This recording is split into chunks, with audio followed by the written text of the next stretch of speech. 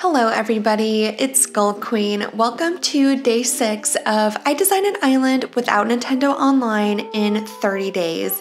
So let's get right into it. Unfortunately, today's video is going to be kind of like yesterday's where not too much exciting happens. I was basically just speedrunning my daily routine over and over again of collecting those DIYs, checking my shops, planting that money tree, harvesting some materials, and trying to manage my flowers. I don't know if I did too much watering, but I definitely was picking up the hybrids and putting them over so they could start breeding with themselves. I played through probably 4 or 5 in-game days on this day, and my main goal again was just trying to find Celeste, and unfortunately for a second day in a row, we did not find her. I don't know why this bird does not want to come to my island. I don't know what I did to her, but she's holding a grudge, obviously, because it's never been this hard for me to find Celeste. I don't know what is going on, but hopefully soon we'll be finding her. I do have some good news though. In the next episode, we are going to be starting on some terraforming and design placement near the entrance. So some decorating is on the horizon. But my game plan kind of going into this island is to focus on the building placement and the terraforming first, and then going back in and trying to decorate it. I think that's going to be the best formula for success for me personally, just because I am wanting to use a lot of the more seasonal DIYs, like the spooky ones, maybe even some Turkey Day DIYs, but definitely some of the mush furniture. Since I'm wanting a lot of that, it's hard for me to start decorating without having a wide array of options in my inventory. But the good news is that these days are very helpful for when we do start decorating. We're gonna have plenty of options. And my main issue that I've been running into consistently has been storage space. As I'm sure you can guess, our house has not nearly enough storage that we need, especially with all of the furniture items we've been collecting. I think our inventory is actually looking pretty good now. I did also go to a cabin island and we got some wheat, which was very exciting. So I picked up as much of that as possible. Definitely got some bells when the option was there, and I just kind of cleaned up this island from all of its natural resources, but who cares? Nobody lives here, so it's all for me. Also, talking to Sable every day has definitely been paying off because she is already giving me some extra custom code fabrics, which is very exciting. It's actually something I've never done before on any of my past islands. So I'm not even sure what extra custom codes she hands over, but since we are not accessing the custom design portal, any extra options we have for designing and customizing is welcome in my books. So talking to her every day also gets her to tell you her backstory, which is very sad. It kind of makes you understand why they are where they are today, but I am glad that we're building up that relationship. Going into the shops every day has definitely been paying off so far. Thankfully though, all of this groundwork we've been laying this first week is going to pay off extremely nicely. Once we do start building, I am confident that we are going to finally have enough items and recipes to build with. Just a warning though, we are going to be doing a ton of time traveling on this island. Pretty sure the very next episode you see is going to be in cherry blossom season, and then the episode after that is probably going to be in the fall. Just warning you because again, we need all of these DIYs. And once we collect all of the seasonal DIYs that I've been kind of eyeballing, we will be going back to cherry blossom season to do the majority of the building because that is the season that I would like this island to be in.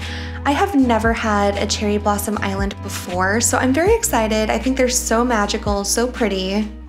And I'm sure you guys are absolutely enthralled by watching me run around my island over and over and over again, and trust me, I am too.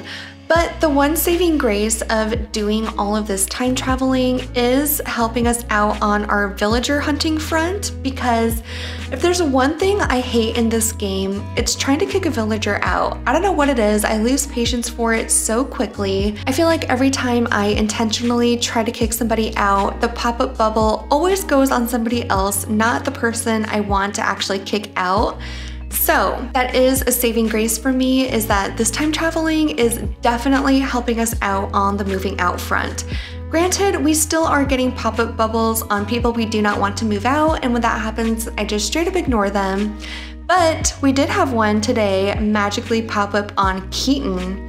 And you guys know, the second I saw that, I was not gonna argue with him. I ran over there and I said, you know what, get the heck out. You stayed too long anyways. And we went on a little mini villager hunt, so that was pretty exciting.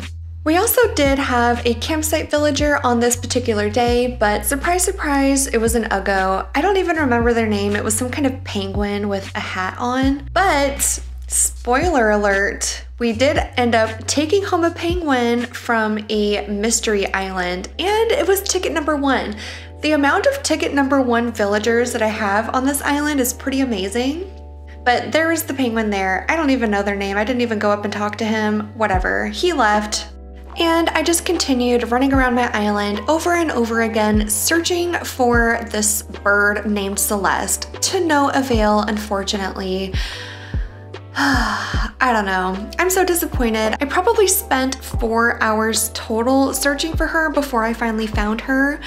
And another little spoiler alert, I did end up finding her for tomorrow's video, so thank goodness we have her. So tomorrow is definitely going to be more of a design day. We are going to begin terraforming if it's the last thing I do, but I am so excited.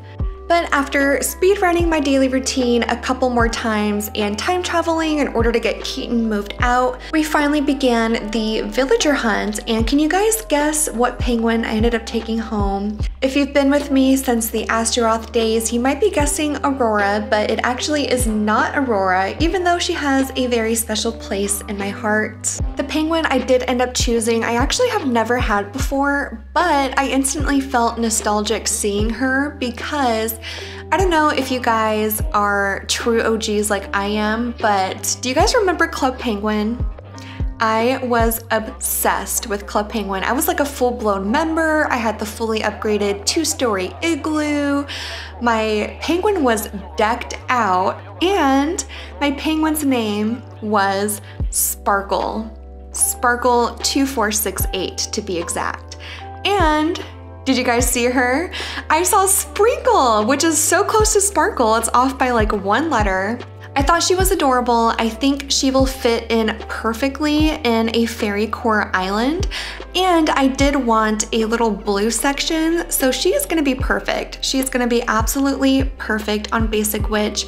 We invited her immediately. I went and gathered up as much materials as possible, and then we shut down and time traveled.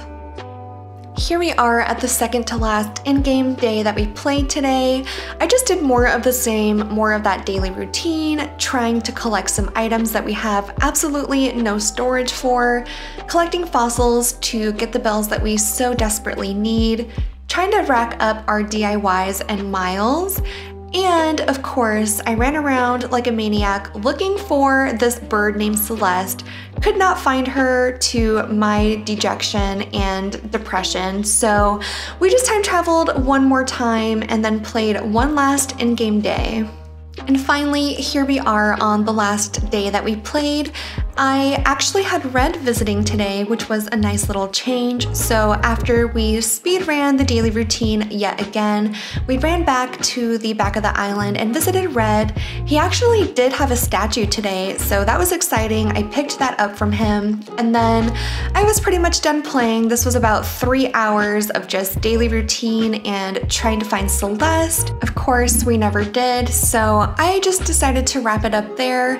Again, I apologize, it wasn't the most exciting video, but this is necessary to lay the groundwork for some quick decorating and terraforming, which is right around the corner, so be sure to stay tuned if you'd like to see how this island ends up shaping up. But that is gonna do it for today's video. If you're still here, thank you so much.